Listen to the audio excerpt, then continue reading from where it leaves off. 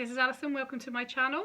If you like this video, please give me a thumbs up, and if you hit the subscribe button and hit the bell icon, you'll be notified when I put up my next video. Okay, so when we're manifesting anything, we often come up against a bit of a hurdle. It can be a little hurdle and it can be a massively big hurdle. This tends to happen, the bigger the desire for what we want, the more resistance there is, the bigger the hurdle can be. That is just how it seems to happen.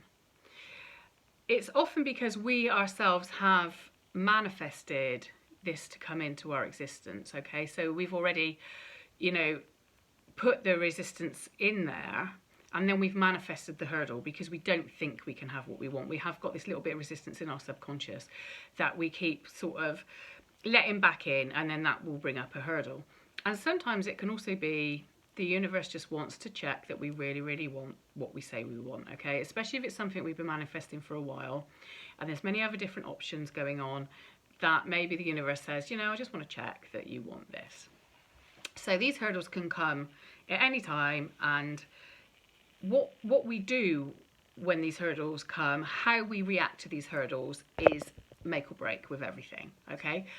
Because if we react negatively to a hurdle and we go into like panic mode and go into the thought process of, I can't have my desire now because this has happened, there's no way I can have it, how am I going to get around this, this just isn't going to happen. If we go into that mode and mindset, then that is what we are then manifesting. Remember, what we put out gets mirrored back to us. So if we're putting out, I can't have that, that's exactly what the universe will give you. Yes, you're right, you can't have that. So we need to focus on the goal, okay? Whenever these little hurdles or blips happen, don't react to them, okay? Take a step back, take a deep breath, do something else if you have to take your mind off it at that point, but then focus back on your goal, okay? The thing that you want the most is that end goal, and no matter what comes in your way, and it doesn't matter how big it is and how much everybody else could say to you, you won't be able to do it now, you can still do it, okay? You can still have everything that you want because the universe is giving it to you, okay? You are co-creating with the universe to have all this, okay? So it doesn't matter how big this hurdle is, you can still get to your end goal, but you have to keep that focus. If you go down the pathway of, no, I can't have it, then you won't get there. You've put your own blockade in front, okay? It's not, not even the hurdle that's there. You've put your own right in front of that. So you have to focus on your end goal and keep that focus, and don't let anything get in your way, okay? I want to tell you a story about something that happened to me, and the outcome of this could have been very, very different to how it was.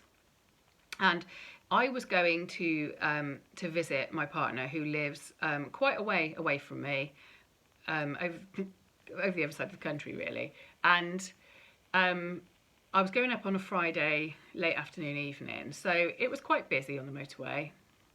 It was going to take me 2.5 hours to get there. And while I was on the motorway, I was going quite fast. I was in the fast lane, and my tyre went on my car. One of my front tyres went, it blew. Now at this point, I could feel it going because you can feel it on the steering. I could have panicked and possibly ended up in a nasty accident. But I didn't. I just knew that I had to get over to the hard shoulder. So I concentrated on getting over to the hard shoulder. I did what I needed to do to get over there. And lucky for me, or because the universe has my back, there was nothing else coming in the other two lanes, okay? So I managed to scoot over to the hard shoulder with no traffic. Now this was on a Friday where it was busy. The whole way there it had been busy. But at this point, I was able to get over and stop the car and be on the hard shoulder without any issues. I then had to go and figure out what I was going to do, because at this point I had also cancelled my roadside assistance because we were in between the two lockdowns we'd had. So I cancelled it on the first lockdown and didn't reinstate it when that lockdown was over because I hadn't been travelling much, so I just forgot to do it. And it's only at this point I suddenly realised, oh no, I haven't reinstated my roadside recovery. So I had an option then. There was nothing my partner could do. He couldn't come and get me. I was in between, literally halfway in between my place and his place. So I didn't panic. I decided, right, you know, this is a hurdle, but I'm going to get over this. I want to go to his house. I'm plan to go for the weekend, and that's exactly what I'm doing. And I had rung him and told him what happened and spoke on the phone, and he was trying to figure out what we could do. And even he had said, they'll take you home. If you have to call roadside, they'll probably take you back home. They probably won't bring you here. And I said, no, I'm coming to you. Don't worry, I'm coming to you. So I kept my focus going, and I kept focusing on being in his house, sitting in his chair, and we'd arranged to get an Indian. So I was visualising having the Indian takeaway. I went right into the mindset of, right, I'm getting there. I'm going to see him. I'm having this Indian takeaway, and it's going to be okay. It doesn't matter what time I get there, but I am getting there. So I knew I didn't want to put a time scale on things, because in this situation, start putting a time scale on things, it's going to make it more awkward, isn't it? So I just thought, no, I will be getting there tonight, but that's it. That's the only time scale I was having. So I then rang the AA and spoke to them and said, you know, I had a membership, but I had cancelled it. And for them to come out to pick me up was going to be £180. And I thought, oh, that's okay. You know, if I have to pay it, I'll pay it. But I don't want to really pay £180 if I can help it. But, you know, I wasn't in a position where I could, you know, not have to pay this. So I was just about to do it. I actually got my card out at the ready and was just about to do it so that they could come and get me, when a car along a slip road pulled up. So there was a slip road coming in to meet the motorway just ahead of me. And a guy stopped. And he came over. And he said, oh, you know, what's happened? So I showed him the tyre. I got off the call that I was on with the AA at that point and said, look, I'll ring you back in a minute. Showed this guy. Anyway, in the boot of my car, I didn't have a spare tyre. What I had was this stuff that you pump into the tyre, which seals the hole.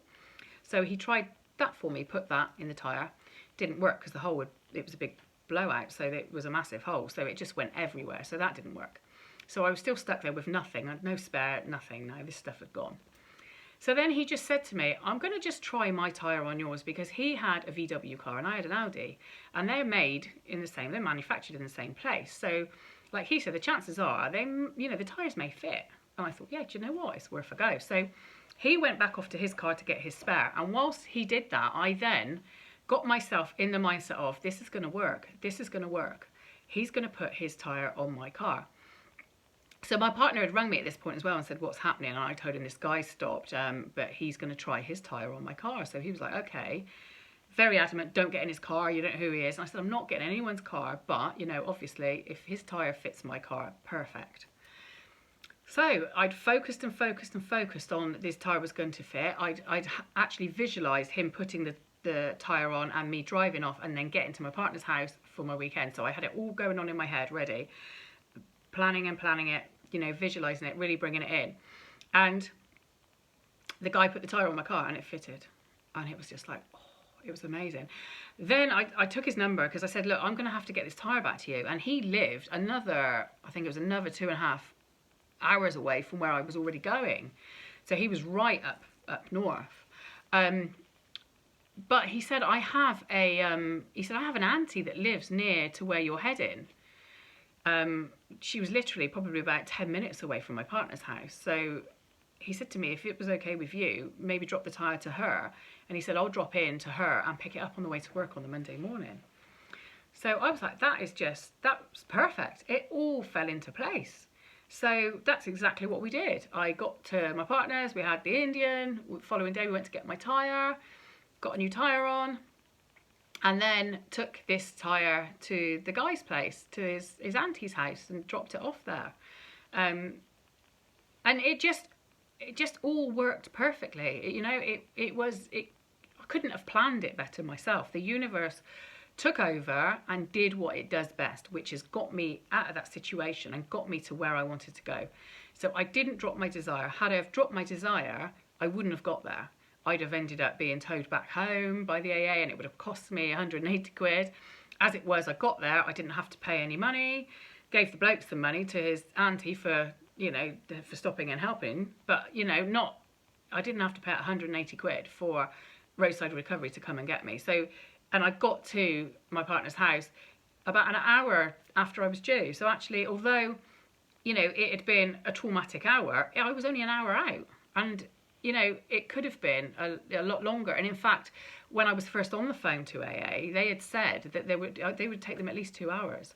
So not only would I have been stranded there for an extra hour, but it still would have cost me that money, and I probably would have never got to his house. I'd have been taken back home. So it just goes to show you that you should, no matter what happens, don't let go of your goal. Keep your goal in your focus. Keep working towards what you want, because that is the whole point, is that you are heading towards that goal.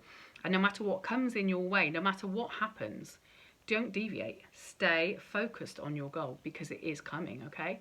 And like I say, just try this with things, you know, when you're trying to manifest something, if you get a little blip, just don't react to the blip and see what happens. Just go with it and see where it takes you. Trust the universe, okay? It has your back at all times. It always has had, and it always will have. And it will always keep you out of trouble, okay? If you trust it, and if you know, just don't react. It's our reactions that cause more issues for us, okay? Because we panic, and then we just lose, you know, we lose where we're heading, and that causes us more problems than anything, and then we don't get the actual desires that we want. So I hope that helps. Like I say, if you like this video, please give me a thumbs up. In the comments below is my email address if you want to ask me a question, and my website's there as well if you'd like to check it out, and there's a link to my other YouTube videos as well. So thank you very much for watching.